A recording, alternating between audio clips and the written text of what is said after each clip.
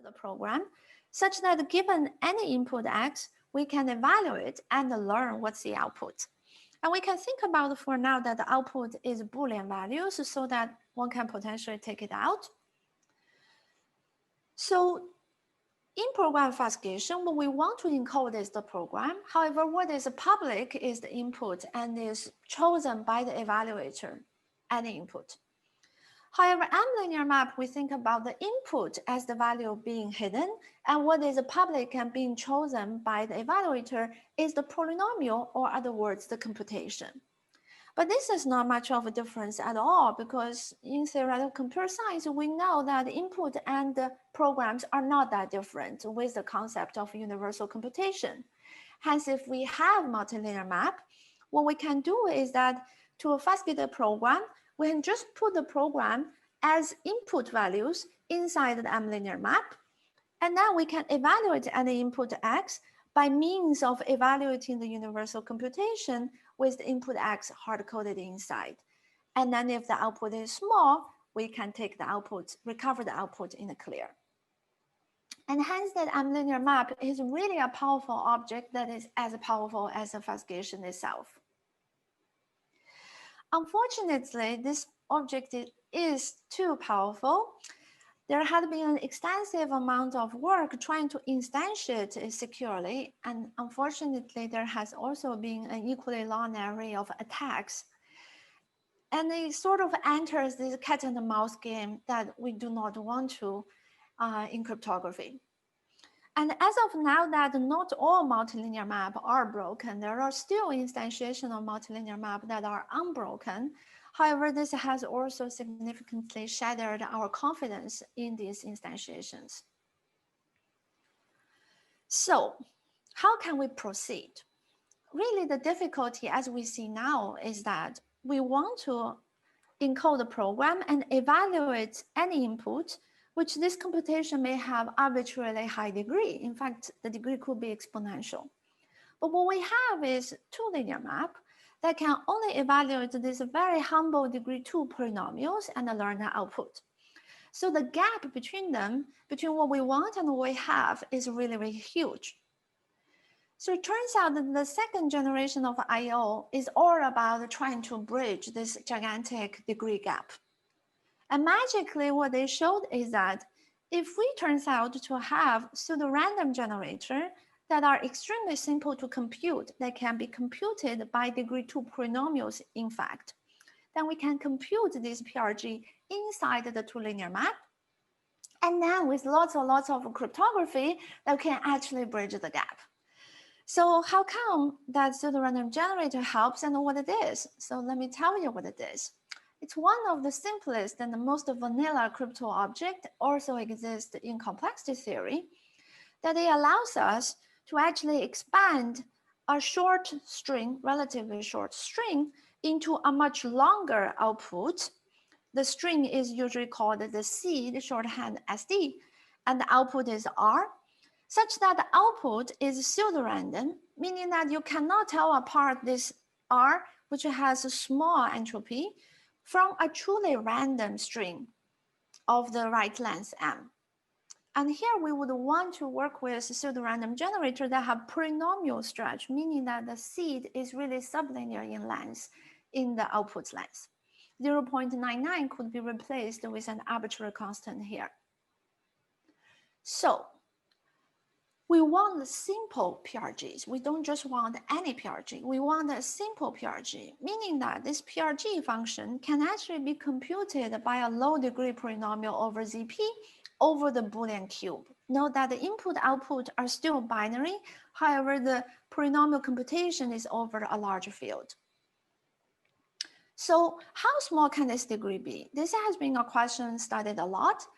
And our assumption 3, which is there exists a PRG that resides in NC0, automatically will imply a PRG that have constant degree. So NC0 functions have small locality, meaning that every output element, which would be one of the bits in Ri, can actually only depend on a few input bits, a constant number of input bits, which are the seed bits. As such that We know that it can be computed by a degree, at least by a degree D polynomial, because any Boolean function with locality D can be computed by a degree D multilinear polynomial. So we do have very good candidate of PRG in NC0. This is very connected with the constraint satisfaction problem in complexity theory, and there has been a lot of work from both cryptography and the complexity. And there is actually also search to decision reduction that we can actually build PRG in NC0 out of the hardness of inverting random local functions. So this means that we do have constant degree PRGs, but how small that constant can be is also another very intriguing question. So definitely we know the constant cannot be 1. We don't have linear PRGs, because if a PRG is linear, then we can just solve the linear system and find the seed. And it will be clearly distinguishable from a random string. What about degree 2? And that is ultimately the second generation IO is asking for. It turns out that despite a lot of efforts, known proposals have also been subject to attacks. As of now, that we don't have sound instantiation. We also don't know whether this is, we can not ever have sound instantiation that withstand known algorithmic techniques. So at the bottom line, we don't have it. The best we can have as a candidate are degree 3 PRGs. However, to evaluate them, that will require us to have correspondingly 3 linear maps that we don't have. So we're kind of stuck in this conundrum.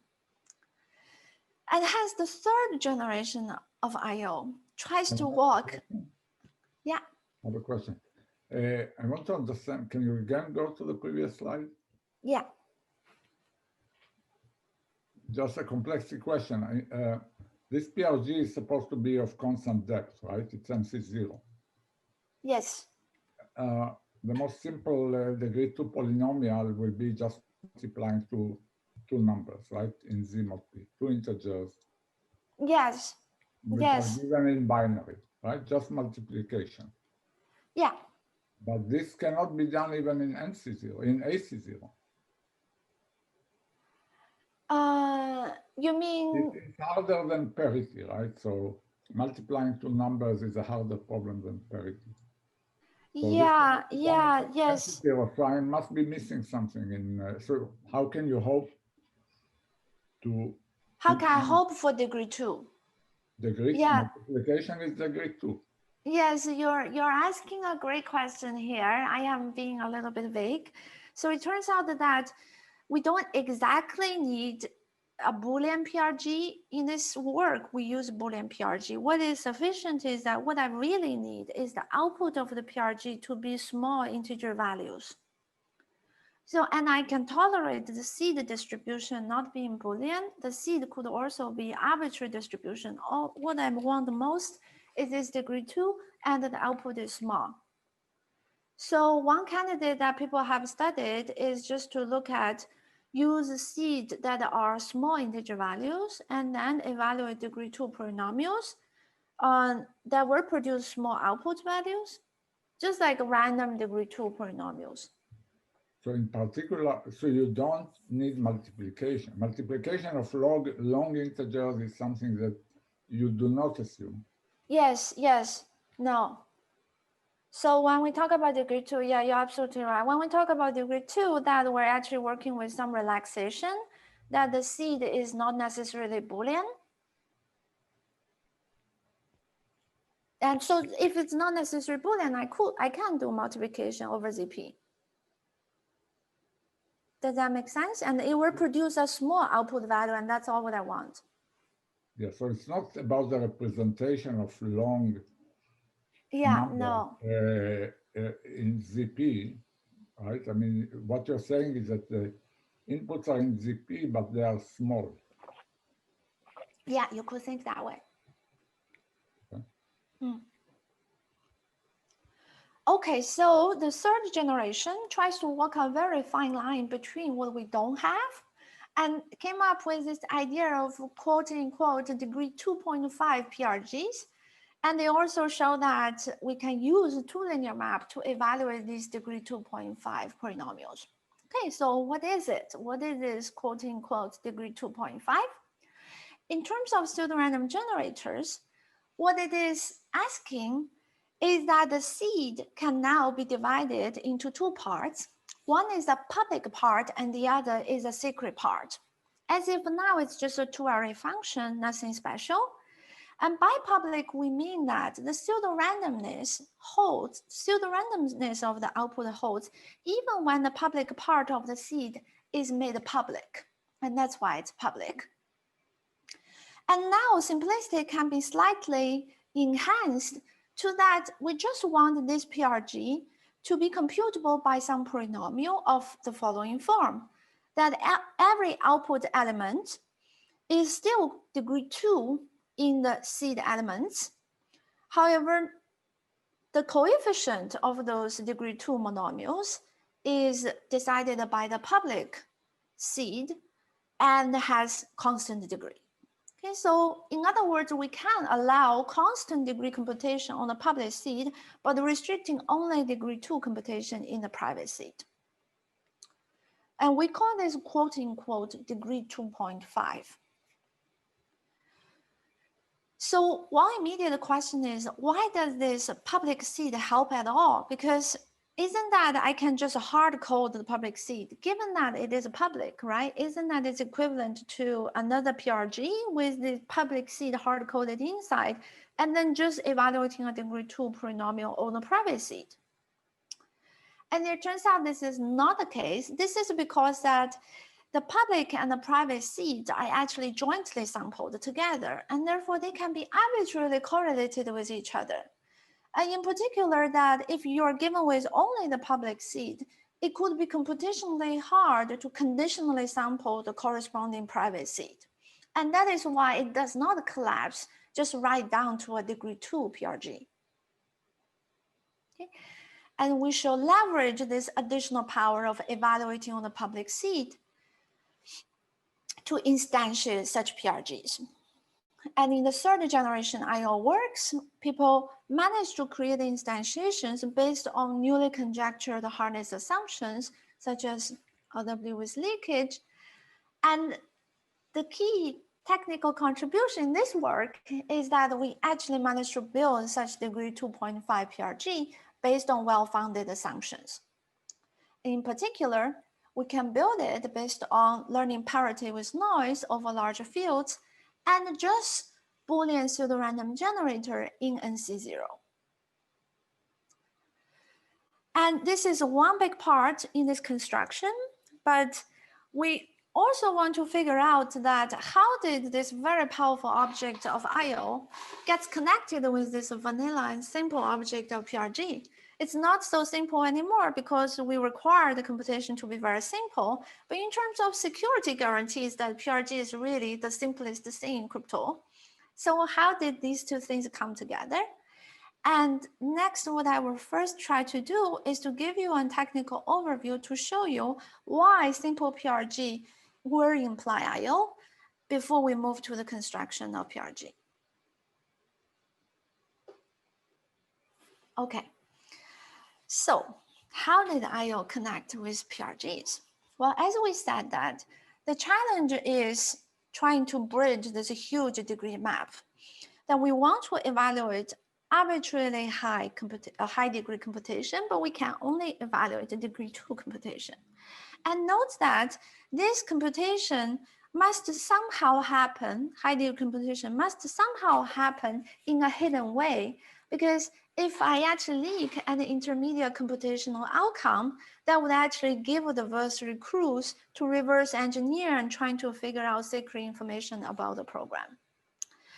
And the very natural idea is that why not use tools that we already have, in particular homomorphic encryption in cryptography, that do allow us to evaluate high degree computation on secret values. So what is a homomorphic computation? Well, it allows us to actually create a ciphertext, encrypt an input using a secret key S into a ciphertext. That are sometimes also append the encrypted value in parentheses and somehow use the secret key as a subscript to denote what is involved, what are the secrets involved inside this ciphertext. But the ciphertext should leak no information about those secrets, really. So it's just a notational convenience. So homomorphic encryption means that given any function, we can actually homomorphically, somehow magically turn a ciphertext, a box with the input X hidden inside, into another ciphertext that has the output of the function hidden inside. So this is formally done using what we know as a homomorphic evaluation procedure that takes the function and the ciphertext and produces a ciphertext of the output. So when we decrypt that ciphertext, what comes out is the output of the computation, but not the encrypted input. And despite this very powerful capability of computation on encrypted data, the security guarantee of the homomorphic encryption is just as a vanilla encryption, that without knowing the secret key, that no information about the encrypted input or any encrypted output shall be leaked.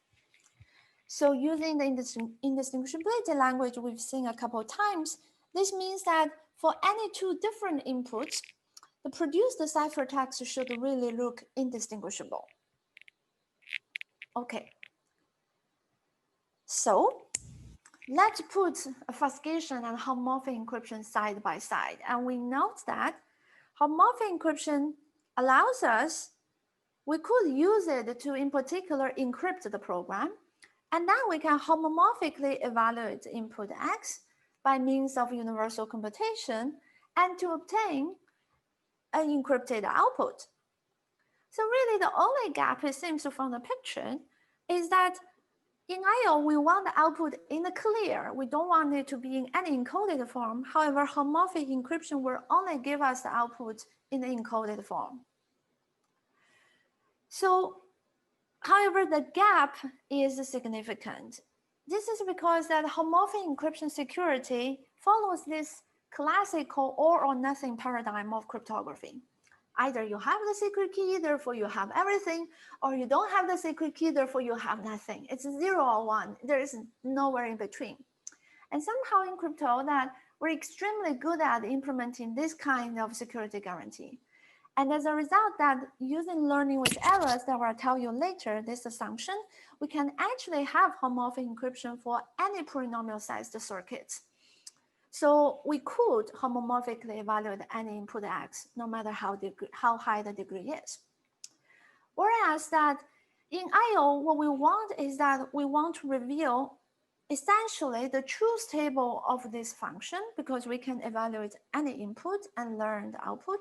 We want to evaluate the truth table, but the truth table only. And hence it is kind of a half information revelation. And this is particularly difficult that we don't know how to do. So a naive thought is that, well, given that we have this two linear map, which allows us to recover output in the clear, why not attempting to just securely decrypt the homomorphically evaluated ciphertext that encrypts the output and recover the output in the clear? Well, so clearly that we're going to need information of the secret key, and we cannot give out the secret key in the clear. So let's hide it inside the two linear map, which hopefully will allow us to evaluate decryption and learn the output in the clear. But we are our hands are extremely bound here because we can only do degree 2. So the question is really, how simple can this decryption be? It turns out that decryption cannot be that simple. In fact, it cannot be constant degree, because otherwise, given enough ciphertext and encrypted input examples, one can actually solve for the secret key. And hence, no decryption of any encryption scheme, homomorphic or not, will have constant degree. But the saving grace is that we will actually see a homomorphic encryption that have randomized and approximate decryption that can be made linear. And what this means is that the decryption itself will take random coins. Usually decryption are deterministic. However, we'll think about the randomized decryption. And in addition, that it shall be linear in the sense that it is linear in both the secret key and the ciphertext. And it's still too good to be true, and hence we relax it so that it will only produce approximate outcome in the sense that it won't give you exactly the encrypted value. It will give you the encrypted value perturbed by some small noise. But there are plenty of ways that we can do to separate this output and the noise. So this is not a concern. So small noise is in the sense of adding modulo p a small number? Yes, so small noise means that it will have polynomial magnitude. And it is mod p, but if it has polynomial magnitude and the output is small, then essentially the mod p has no effect. It's addition over the integers in this case.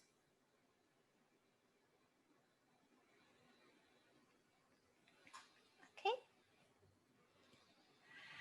What is very important is that the randomness for the decryption must be fresh for every decryption and must be kept secret, because recall that we want to prevent the case that seeing lots of ciphertext and learning the decryption outcome allows anyone to solve for the secret key. And hence we rely on the fact that randomness is fresh and independent and secret to make solving difficult. So in the context of obfuscation, then this means where do these randomness come from? One naive thought is, well, I can just put this randomness also into linear map and provide it as a part of the obfuscation. So now this obfuscation should include both the homomorphic encryption ciphertext, but also all the two linear map encodings. But the problem is that if that's the case, then the obfuscation size is huge. Why? Because the randomness must be fresh for each decryption, and we at least want to evaluate all the possible inputs, and each of them will lead to one decryption, and hence the number of random coins, or at least the number of random coins, needs to be as big as the number of inputs. And if that's the case, this is actually trivial to do. Why? Because if I just want IO that's as big as the number of inputs, then I can simply publish the truth table, which clearly the truth table will hide all possible difference in implementation of the function because there's no implementation whatsoever. So this is not an interesting construction. So therefore, the PRG comes into the picture. Why? Because PRG allows us to compress a very long random string into a much shorter seed. So the idea is that instead of providing all the random coins, we're actually going to encode the seed of the PRG. And then hopefully that inside the two linear map, being able to evaluate the PRG to expand back the random string and use the right portion of it to do each decryption. The PRG seed length is going to be sublinear in the length of the random tape. And this gives us a non-trivial, at least a non-trivial obfuscation size, that the size is sublinear in the number of inputs. But this is still quite weak, right? Because we tend to think about the number of inputs as being exponential. The input length is a polynomial and number of inputs is exponential. And that would mean that the obfuscation size is still exponential. But it turns out that such a non-trivial size of obfuscation actually implies all the way that IO with just polynomial size. And essentially, this means that all what we need to achieve is to manage to compress a truth table just slightly from size m to sublinear size m to the 0.99. Okay. I won't be able to tell you how the serial metric works, which will need another 2 hour lectures, but just to give you some very high level idea why compression slightly means that we will be able to compress an exponentially sized truth table down to polynomial size obfuscation. And this essentially works by trying to think about the dividing the exponentially large truth table into chunks that corresponds to much smaller polynomial size truth table of polynomial size m. Then we can actually apply the non-trivial IO to compress the size of the truth table just slightly into m to the 0.99. Well, this is a baby step, but the point is that we don't have to stop here. We can actually keep compressing, keep iterating application of the non-trivial IO until we get to polynomial size. And the actual transformation is very complicated and I won't talk about it here. Yeah, please. So just one question about this compression. You have to use somewhere the fact that you are compressing a truth table of a function which is easy to compute, which has a small circuit, right? Otherwise, a random string you could not compress, even with obfuscation, right? Yes, you're definitely right here. You're definitely right here. Yeah. So,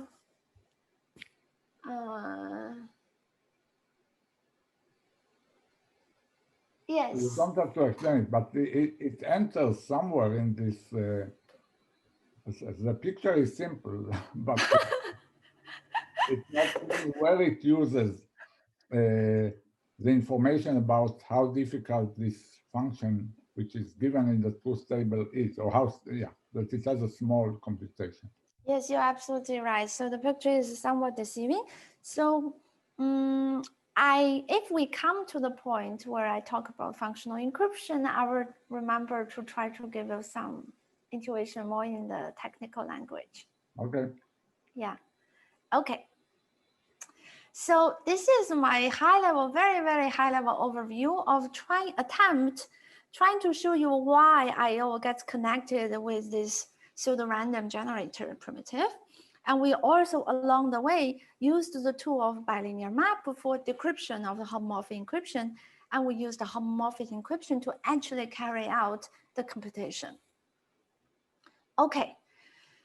So what I haven't told you is what is this magical randomized and approximate linear decryption of the homomorphic encryption? And I haven't told you how to construct this structure seed PRG with very low degree. And what we next is going to do is to look at this approximate and linear decryption of homomorphic encryption. And in fact, that I will show you two forms of homomorphic encryption that both have approximate and linear decryption. And one implemented from LWE and the other implemented from learning parity with noise over large fields that we also use.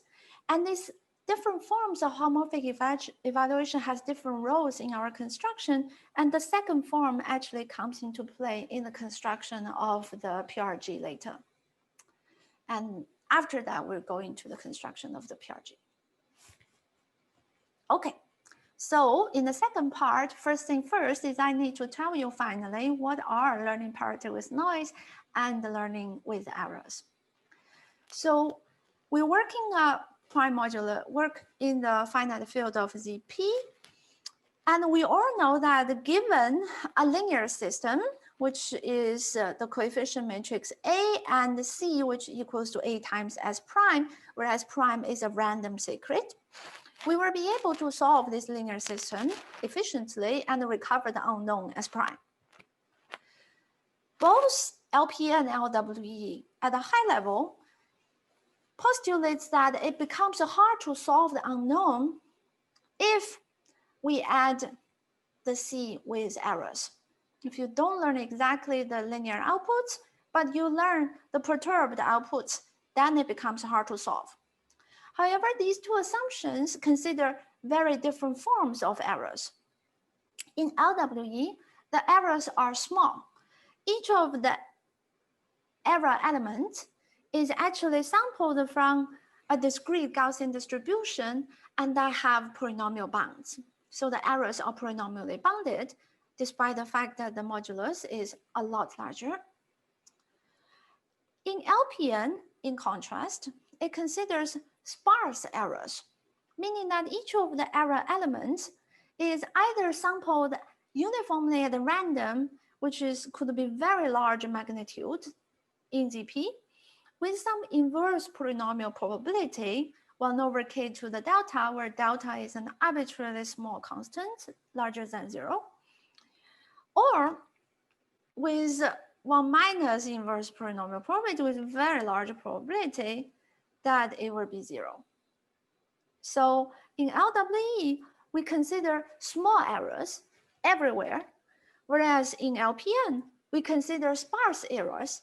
The errors could be very large, however. So there has been a lot of work showing that these two problems actually have search to decision reduction, and hence, if it is hard to solve and search for the unknown, it will also be hard to distinguish A, C from uniformly random elements over ZP. And this is the decision version is what we use. Okay. So very important thing to keep in mind is that these assumptions are more or less homomorphic, except for how the error will distribute. So both assumptions will immediately yield encryption schemes.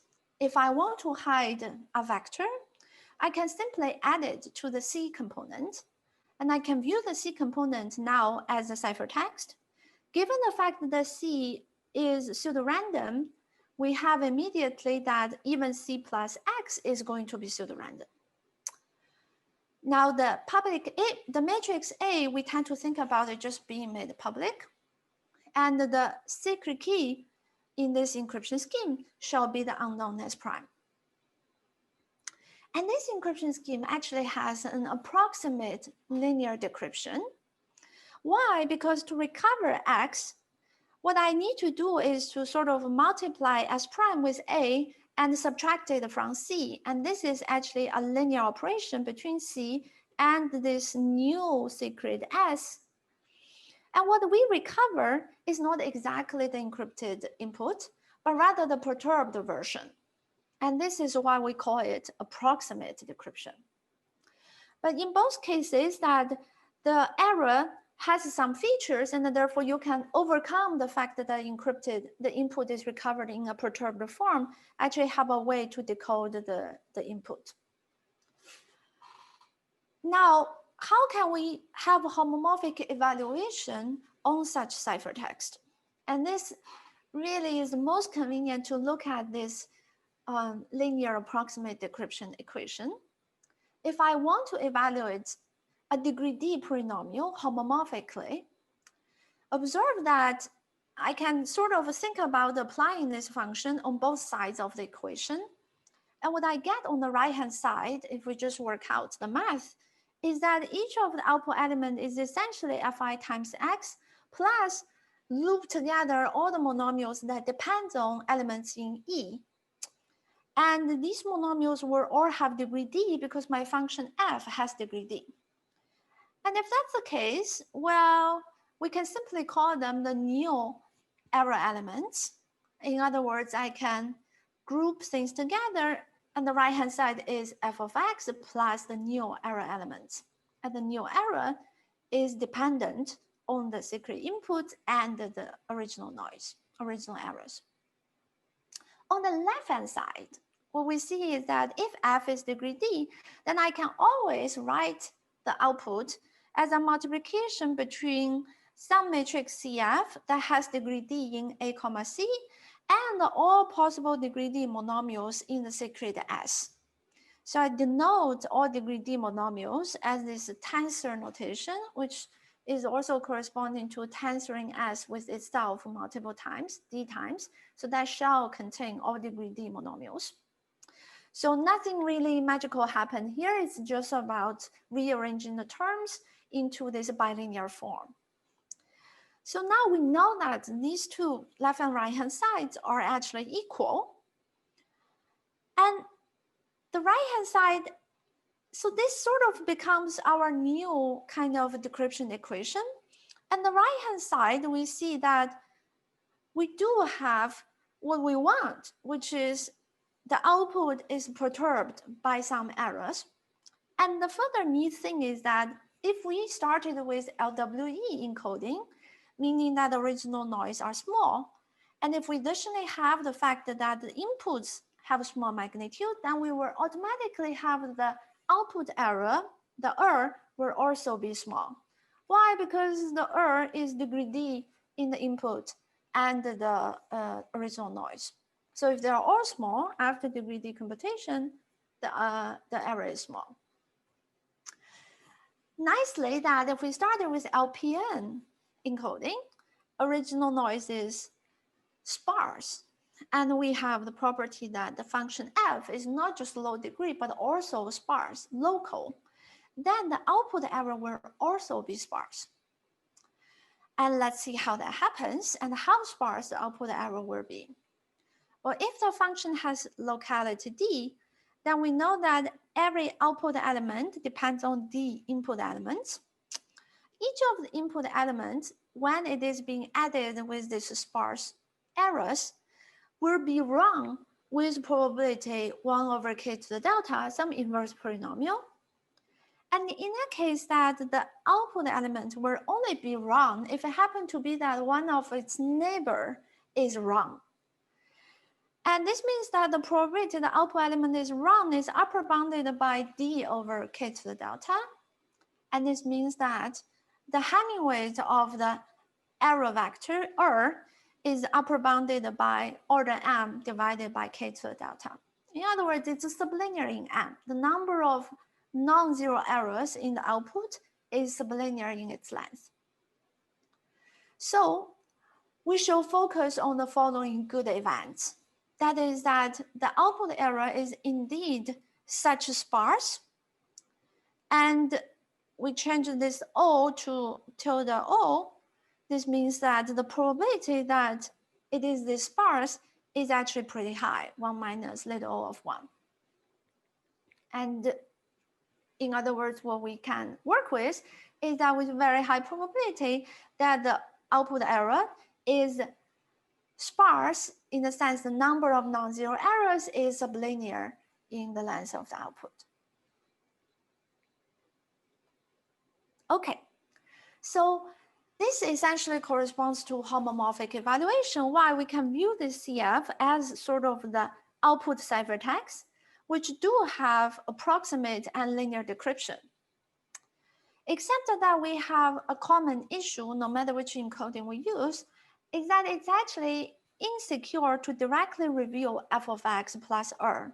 Why? Because f of x plus r is actually, this whole equation itself is a linear equation. So if I get enough of them and I learn the output f of x plus r, I just solve to find s. And we can also see that the r actually depends on both the original noise and the input, which are the precise things that I want to hide. So how to overcome these issues? There are actually going to be two drastically different solutions depending on what is the structure of the r. In the case of LWE, the saving grace is that the r is actually small in magnitude. Hence, I can actually hide the small r using even larger noise rho, which are sampled randomly from some range.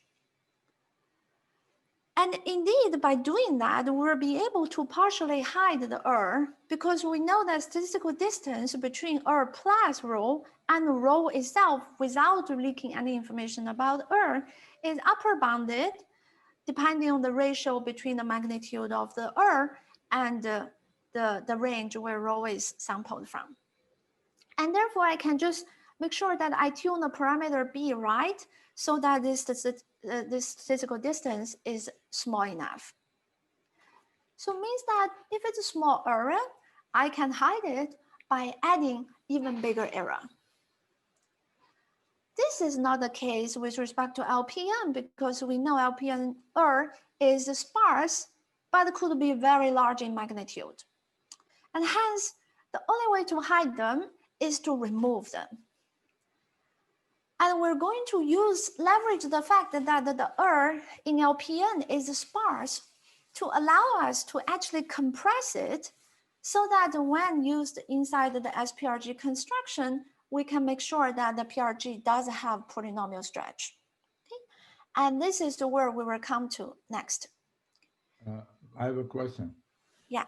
Who is generating rho and who is generating this larger error in the two cases? Okay, great. So it's very different for different things. So this essentially what they give me is a randomized approximate linear decryption for homomorphic encryption. And if you still remember the earlier picture we had is that we were attempt to construct IO by encoding the program and using homomorphic encryption, and I will be able to obtain the homomorphic output, encryption output, and then we will attempt to decrypt it, right? And to decrypt it, now what decryption algorithm are we evaluating? We are evaluating exactly this decryption algorithm, the linear decryption algorithm inside two linear map. So where does this rho come from? This comes from expanding the seed of the PRG that we were talking about before. So we will expand the PRG to get rho. And then we can add CF times S plus rho. Okay. This part of the random inputs to the or the random seed to the PRG. Exactly. The important thing is that we can decrypt homomorphic encryption using very simple complexity. Okay. Now, when it comes to LPN, it's drastically different. I haven't told you that how this LPN-based homomorphic encryption is used, and it's actually used inside the construction of the PRG itself. And I'll tell you just a little bit later who is going to do this compression and who is going to subtract the error. Okay. So with this, we can now enter the construction of the PRG. The goal here is that I want to construct the structure seed PRG. The seed consists of public and secret part, and the PRG should have degree 2.5, meaning constant degree in the public part and degree 2 in the secret part. The output shall be pseudorandom given the public part, and the seed length needs to be sublinear in the length of the output. So how can I construct a pseudorandom output? I cannot manufacture them out of thin airs. So ultimately, our goal is to let our structure seed PRG to compute securely PRG in NC0, which is one of our assumptions, so that the R is exactly the output of the PRG in NC0. Evaluate on some randomly sampled seed sigma. The question is that the PRG in NC0 has a high degree. It has locality and degree D in sigma seed. And this degree D has to go somewhere. I have to do the computation somewhere. And the only high degree computation I have in the format of SPRG is over the public seed. And hence the only place the seed sigma can fit and allow for the constant degree computation is that it must go into the public seed. But that said, it means that it must be hidden in some form because I want the output R to be pseudorandom given the public seed. If the public seed simply contains sigma in the clear, then there's no pseudorandomness to speak of. So therefore, the idea is that we're actually going to use LPN-based homomorphic encryption to hide the secret seed sigma. So now what we're looking at is that the public seed is going to contain LPN encryption of the seed sigma. Here, the error here is sparse. As we realized before, this encryption scheme actually supports simple homomorphic evaluation of NC0 functions that has both low degree and is local. And we'll give out a ciphertext, and that upon decryption, which is very simple, a linear operation with all degree D monomials in the secret S, will give me perturbed output. And in this case, the output is the PRG output. So this tells me that I shall include all degree D monomials of the secret seed in the secret part of the SPRG seed. Note that this picture looks just the same as how we constructed the non-trivial I/O. The issue now here is, again, I cannot just reveal the output plus because leaks a lot of information. And in this case, we want to remove And the same story again. I cannot actually include this entire in the secret seed because is actually as long as the output. And if I include it in the private seed, this would kill my stretch. I need the seed to be sublinear in the length of the output. And therefore, the idea is I want to compress into much smaller space. And this actually turns our construction somehow. There's more function with the animation. Okay, so this gives us an algorithmic task that has nothing to do with security whatsoever. What I want is two algorithms. One is a compression algorithm, the other is an expansion algorithm, such that the compression algorithm give me some arbitrary vector that is, however, sparse, is able to compress it into sublinear size. And then later on that I can actually expand back using only degree 2 computation. So I am going to just restrict the degree 2 computation as multiplication, and U and V are going to be matrix. So to develop these compression algorithms, I am going to develop first by illustrating the idea using two simple cases, and then we'll come to the actual case. The whole thing is not too complicated. It only lasts like 3-4 slides. Okay, so the first simple case is that if my is not just sparse, but actually very, very, very sparse, meaning that it has at most t non-zero errors, and t is upper bounded by square root of m. Okay, think about it as m to the 0.49. Now, how can I compress? Well, the key is to try to utilize the fact that the expansion can have degree 2. So I have to somehow use the degree 2 computation somewhere. So therefore, we transform or convert this into a matrix M, that you can do this conversion in any canonical form. And given that there are only t non-zero errors, meaning that this matrix is mostly 0 and it has at most t non-zero values, and hence its rank is at most t. Okay, so how can I compress that? That's simple. I can simply do low rank decomposition into two matrices U and V of size square root of m times t. And that's it. That is going to be the compressed form of and we can indeed expand back by multiplying those two vectors, those two matrices. What about the size? Well, the size is going to be 2 times square root of m times t. If t is upper bounded, then we can make sure that the whole thing is sublinear in m. But this is simplified. Why? Because in reality, we're dealing with a sparsity that is higher, or the density of the is actually higher than square root of m. So the only guarantee we have is that the density is sublinear in m, but it could be m to the 0.99, for example. So how can I handle more errors? So the next simple case is, well, let's assume that the errors are actually evenly spread across so that when we convert it into a matrix, the errors are still evenly spread, in the sense that I can actually cut this matrix into lots of little submatrix that we call them bins. And each of the submatrix should have dimension k to the delta over 2 times k to the delta over 2. Okay? And evenly spread, meaning that each of those submatrix or bins, mj, contains at most lambda non-zero errors.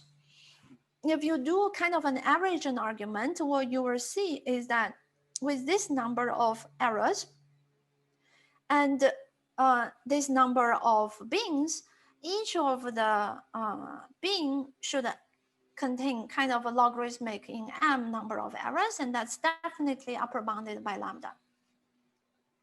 So if it's evenly spread, then we can also handle compress. Why? Because now I can simply look at each of the bin itself, which has rank at most lambda, and do low rank decomposition on each of the bins separately to get the compressed version uj, vj for each of the bin. Now the the compressed version is going to contain all of those compressed matrices, and expansion simply means multiplying them back one by one, and still has degree 2. Now what about the size? Well, the size is the number of bins times 2 times the dimension of uj, vj, which is k to the delta over 2 times lambda. And this comes out to be 2 to the, this should be lambda, sorry for the typo, 2 times m times lambda over k to the delta over 2. And k and m are polynomially related, hence I have this sublinear size. Now, the only thing that does not necessarily hold with this simple case is that the errors may not be evenly spread, because we can't really assume anything about where the errors are. And in fact, they might cluster, meaning that it could be that there is actually one bin, that is, some bins are actually very, very, very densely populated. So how can I handle this case? Well, the idea is that I can just manually spread the errors by doing random assignments. Instead of converting the error to the matrix using some canonical simple conversion, I can do random assignments to assign each of the error elements to a random bin. Okay, and we denote this assignment as a phi of bin. And if it tells me to map I to j, it means that element I is mapped to bin mj. Because I am doing random assignment, and the fact that all the number of non-zero errors are actually bounded, with very high probability that each of the bin will contain at most lambda errors. And now, same story, I can go back and decompose each of the bin, and that will become the compressed version of The choice random map phi bin is made in advance? Yes, yes. So you can think about that phi is going to be made as a public parameter, that it's just a sample at random, it's reusable. And the algorithms are going to depend on phi. Okay. Ultimately, that in the case of IO, you can think about that there's some like public parameters in the sky, and then you're obfuscating it, obfuscating the program, which will internally use phi. But the location of the non-zeros in the error are themselves random, right? The location, yeah, the location of the non-zeros are themselves random. However, the issue is that is not the location of error on the input. Is the location of error in the output.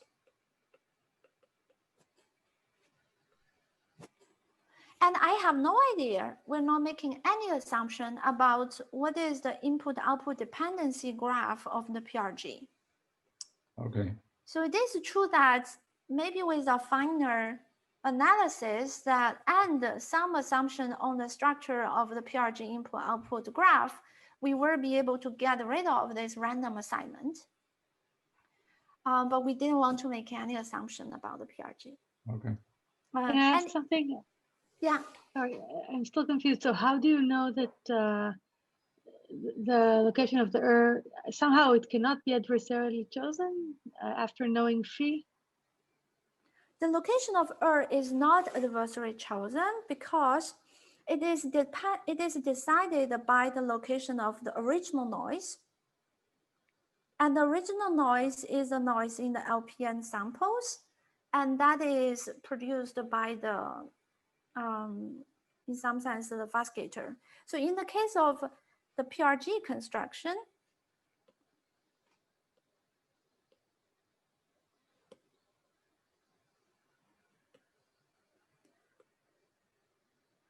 the location of is decided by the algorithm that samples P. And in the setting of PRG, the seed is sampled by honest algorithms. And the adversary is only observing the output and observing the public seed. So in particular, it does not know, it should never know what is the location of non-zeros in E. So I guess you're not willing to assume that after the transformation is uniform, but you are willing to assume that it's sufficiently random and somehow not adversarial. I am only using the fact that the is sparse in the compression algorithm. But why is it sparse? It is really because that the LPN, the original LPN noise is sparse. I guess I'm not quite sure what is the reason for the phi bin, the random assignment, but let's move on. No, let's not give up. But the reason is the compression, right? The reason is compression, exactly. Yeah, so I want to compress, and I want to use the fact that each of the bin is sparse in order to compress, right?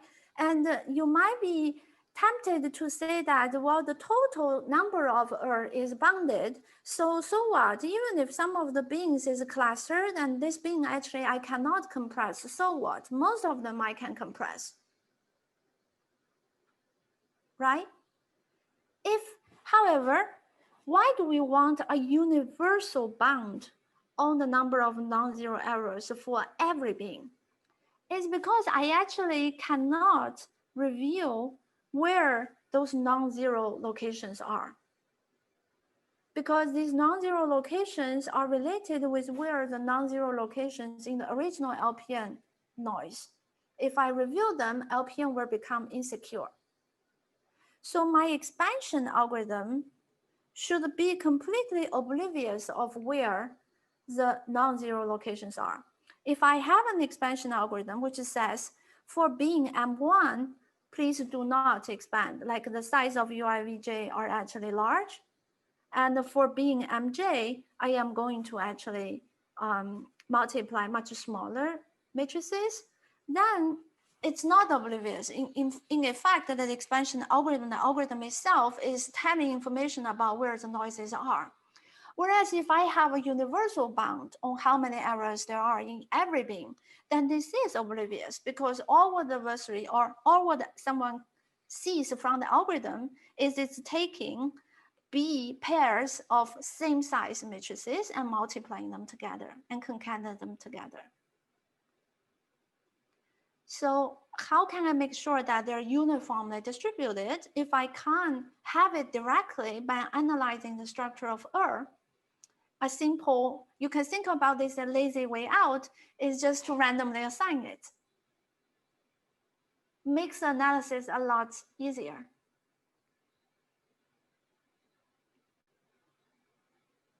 Does that make more sense?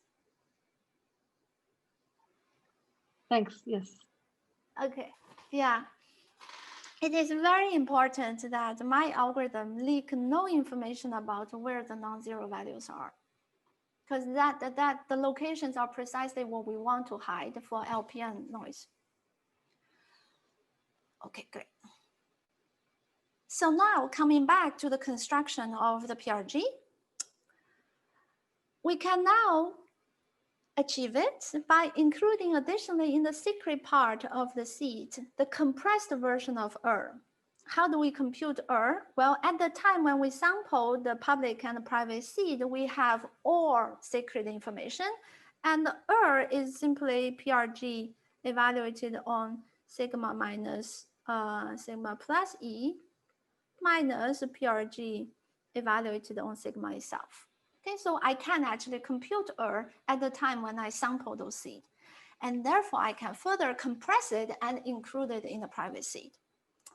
In the evaluation of the PRG, now we will expand back error by multiplying U and V, and this will produce output that is only the output of the PRG and no more perturbed.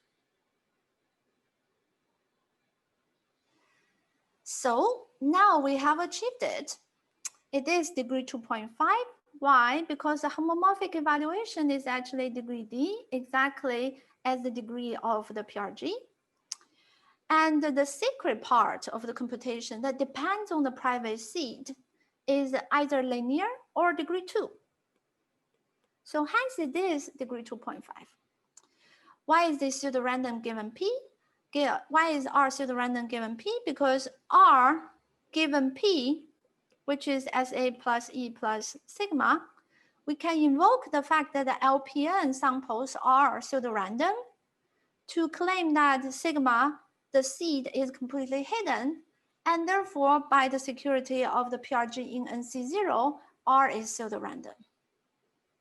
And finally, we have the stretch, because the fact that the seed is sublinear, and also U and V is sublinear in the length of the output. Okay, so as such that we have managed to construct sorry, where are you using the LWE? Where am I using? Okay. Where am I using LWE? I used LWE in the construction of the non-trivial I/O. Okay. Okay. So I think I am done here. And in the process, what I showed you is kind of a rough picture of how I/O is constructed if we have very simple PRG, how different formats of homomorphic encryption has different features and that gets utilized in different ways, and how we can implement PRGs with very small degree. I lied a little bit here and there, not too much. We actually implement a functional encryption instead of a non-trivial I/O, but it is very close to non-trivial I/O. And the way that bilinear map is used, we cannot directly use bilinear map, but rather we will need to use bilinear map to construct an intermediate object, and that can be used to replace bilinear map in the construction of I/O. I also lied about the fact that we don't achieve full SPRG. The SPRG we achieve, we focus on the good case where the errors are bounded, but the good case happens with 1 minus little o of 1 probability, and that is not enough, meaning that there is a little o of 1 probability that this PRG is insecure. And therefore, we will actually have to do a security amplification step in the end before getting to I/O. I have slides for the details, but I think we're gonna skip them. This is my first exit point. It's already 2 hours. And I think you can be assured that you've taken the major ideas in this whole construction. Okay, thanks first of all to Rachel, and I'll let everybody who wants more details or understand better anything Rachel talks about to ask questions. So yes, please go ahead. ask questions.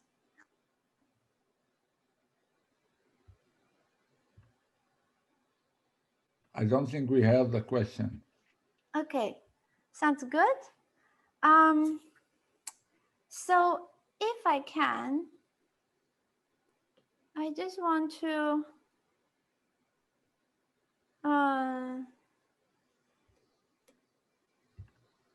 Rachel, there's a question on the chat. Someone asks, is this constructing essentially functional encryption for PRG via LPN, if I understand correctly? Yes, this is the construction of what I showed you at the end is a construction of PRG from LPN, like low degree PRG from LPN and PRG and C0.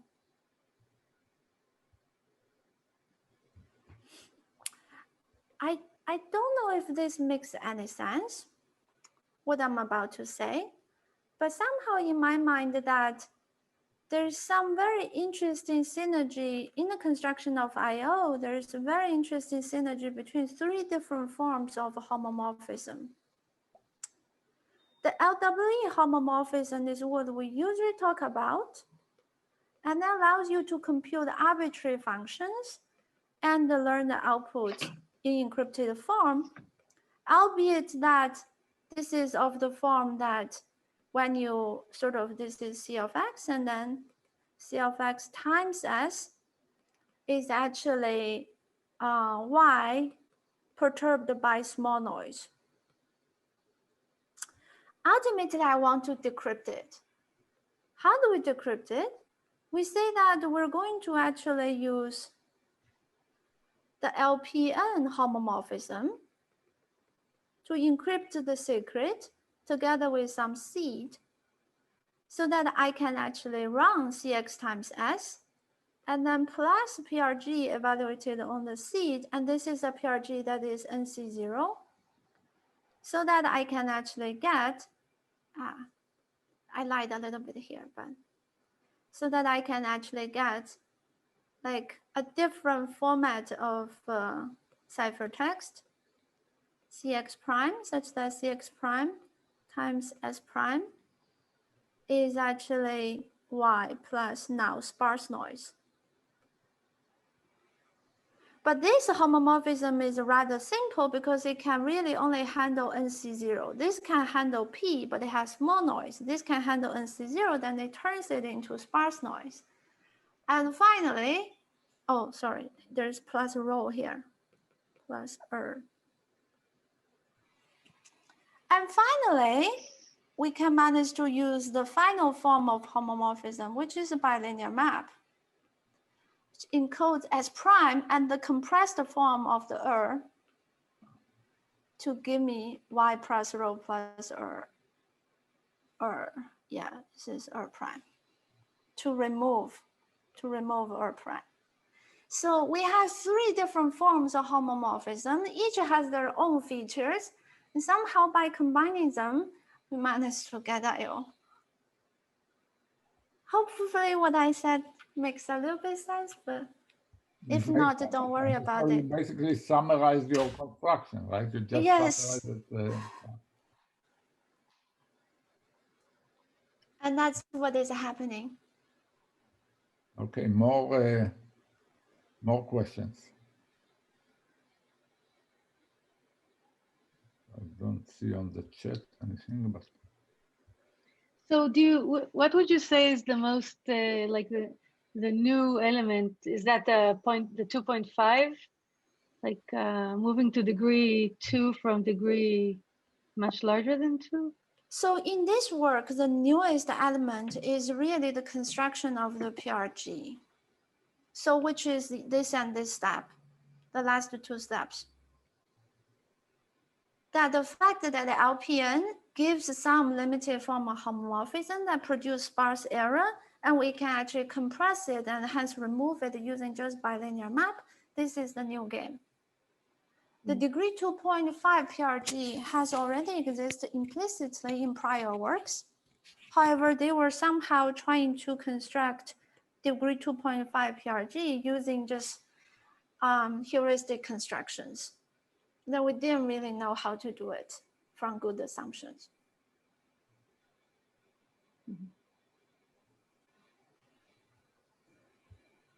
We kind of make this concept a little bit cleaner, but it was already there in previous work.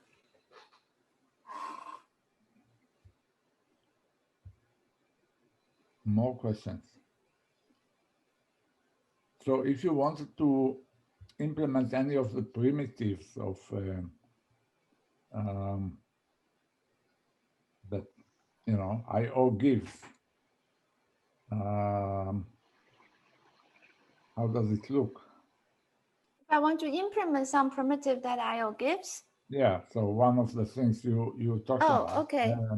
Functional encryption. Functional encryption. That's amazing. But I have to tell you what functional encryption is first.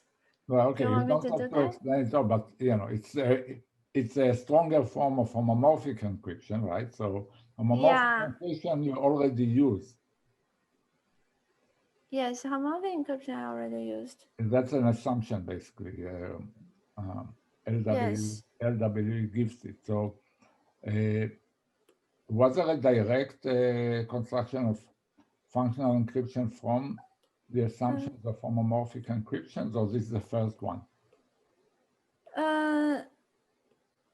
This is the what do you mean by first? We only know how to construct functional encryption from IO essentially. Yeah, I know. So this is the first time you have a functional encryption implementation. Yeah, from well-founded assumptions, there were many candidate IOs from different new assumptions that were proposed. Yeah. So and is it possible that if you only wanted functional encryption, this will be simpler, or this is basically or that's the hardest thing that IO can give? Yeah, actually the construction where we do non-trivial IO, we actually go through the route of functional encryption.